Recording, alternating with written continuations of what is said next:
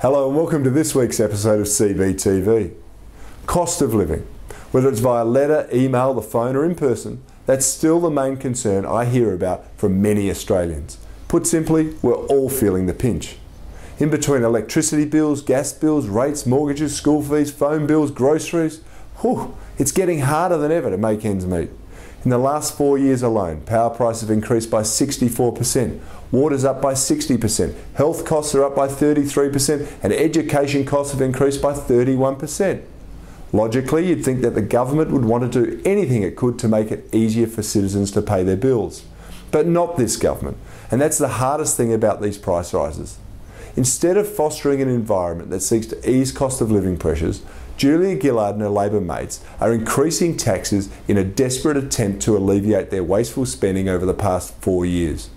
We've had the Alcopops tax, the LPG tax, the flood tax, the cigarette tax, the mining tax and the carbon tax, just to name a few.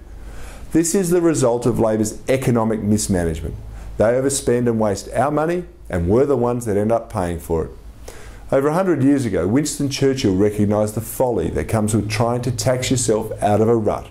He asked, can a people tax themselves into prosperity?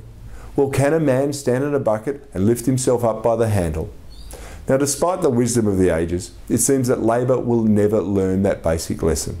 Every time the government borrows $1, they're making interest rates higher than they otherwise would have been.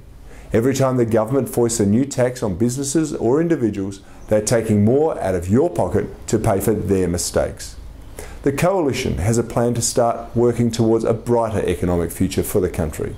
We'll get rid of the carbon tax and the mining tax, two of the biggest taxes that seek to fundamentally disrupt and rearrange our economy. And we will return to Australia the prudent economic management that has been sorely lacking from Labor over these past 4 years. This is Cory Bernardi. You're watching CBTV.